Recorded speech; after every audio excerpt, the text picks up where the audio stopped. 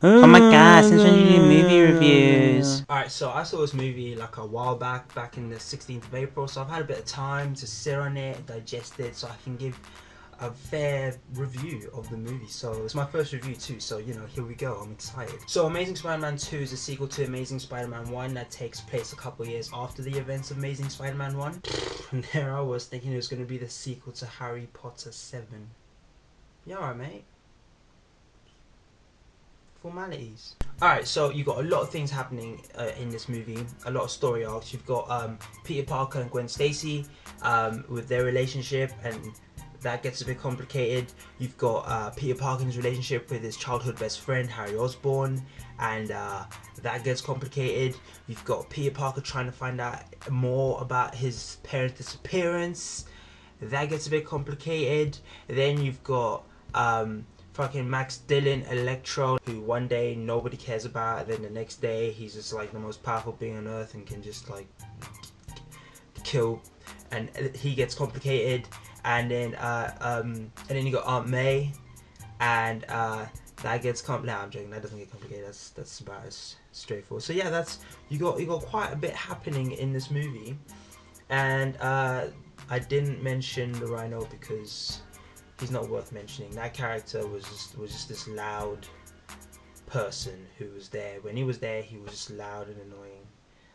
But I like his presence there. Actually, you know, it's not worth being on the posters and the wallpapers. But then it kind of is. You know, it's no, not worth it. Before I start going on about anything at all, a worthy mention goes to the casting director. If they give out Oscars for casting directors, this casting director deserves an Oscar, because everybody who was hired to play the roles they played were fucking G's at it. Hans Zimmer is hands down a G, okay? In Hans Zimmer, I trust, basically. Enough said. Andrew Garfield reprises his role. I've never used the word reprise before until now. He reprises his role as Spider-Man / Peter Parker, and I loved him in The Amazing Spider-Man, and I love him now. And he's even more comfortable in his role, you can tell. Spider-Man in general is really comfortable now. Like, I mean, so it's kind of off topic, but like, I mean, Andrew Garfield has nothing to do with this, but like, when you see him swing around and sling and shit, like, we've seen it all before since like 2002, and like, when I saw an Amazing Spider-Man 1, I was like, okay, so he's seen it before, blah, whatever. But now it's like, he'd be like swinging, and he swings another web, and just to bring himself back to balance and everything like that. I thought that was quite sick and stuff like that.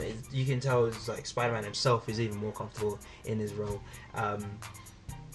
And yeah, just Andrew Garfield done a really good job with that. Emma Stone too reprises her role as Gwen Stacy. She was really good. I really liked her and enjoyed her in that. The two definitely had a lot of chemistry. Their love story, it didn't feel forced. You know, it didn't like you know, movies insist on having a love story, and you just like, you have to bear with it. It's like, oh, okay, we get it. You guys are in love because you need to be in love to be motivated to do what you have to do. But in this movie, the romance is on par with all the other cool shit in the movie. Do you know what I mean? Which is really nice. I actually invested in their love complicatedness. I was actually quite surprised at how much like hearts and feels that Aunt May managed to conjure up from me. Sally Field done a really good job there. Yeah, thumbs up. Woo! Now let's talk about villains. See, I like my villains. Dane DeHaan is my nigga. Okay, Harry Osborn, played by Dane DeHaan, was fucking awesome. I mean, his transition from being like this to, well, this was kind of really, it was a fun ride. Though Electro was the main bad guy, I feel that I invested more in Harry Osborn. Which brings me to the down in this movie, and that is Electro. I feel that Jamie Foxx done a really good job. He's a G.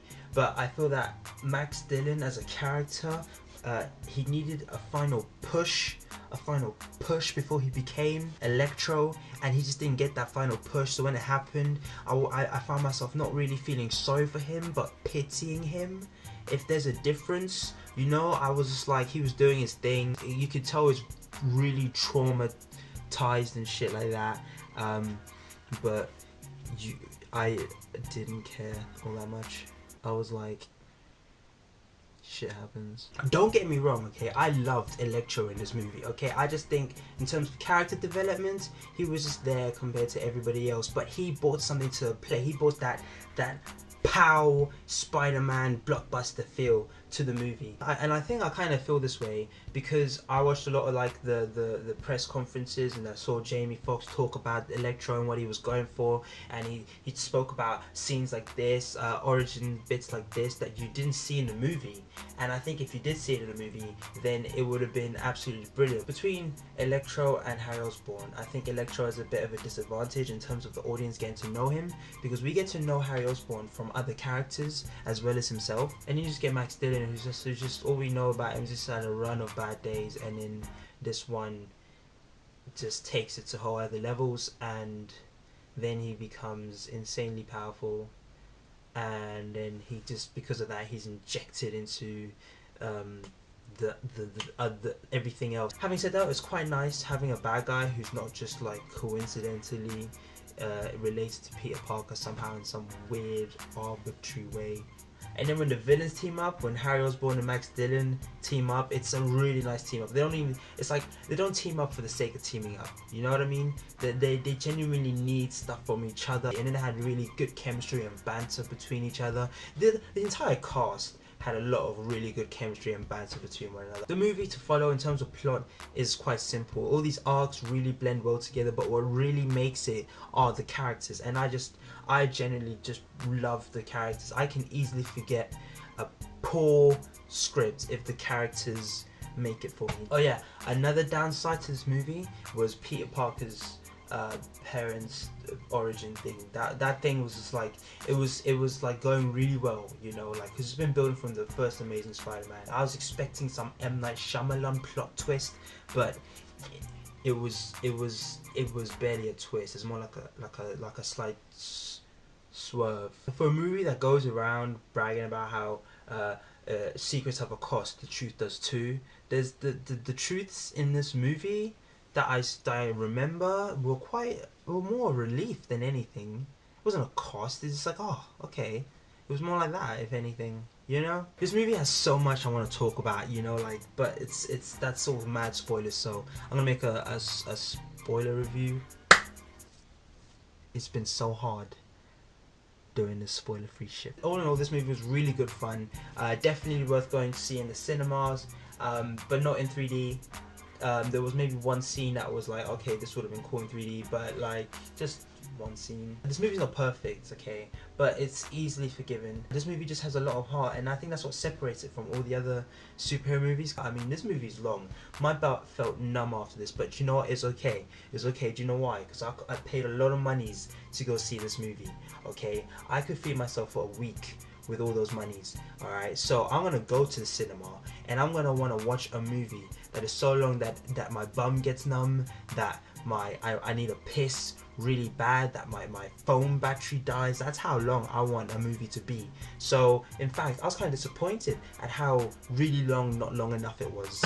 But you know, for you, it might be an issue for you. My bug got numb. It's worth mentioning. The movie's quite long, but personally, I'd like it to be longer. Do you need to watch Amazing Spider-Man 1 before watching Amazing Spider-Man 2? Yes and no. In terms of plot, no. The movie kind of stands on its own in terms of plot. But in terms of like character psyche, like where they are in their lives and everything like that, then definitely go watch Amazing Spider-Man 1. Amazing Spider-Man 1's a good movie if you haven't seen it, but this one's better. So yeah, good movie, not perfect, cinema worthy, good characters, good actors, thumbs up, just fucking watch it. Thanks for watching. If you like the video, give it a thumbs up. I'm not gonna ask to subscribe because I don't make a habit out of reviewing movies or whatever. Oh, now if you'll excuse me, Instagram needs me. Because let's be honest, this would be a sick-ass Instagram photo. Childhood. With me, I'm all about that Squirtle, you know what I mean? I'm Squirtle Squad, you know what I mean? So, fuck Bulbasaur. Bulbasaur, mosquitoes, don't need them.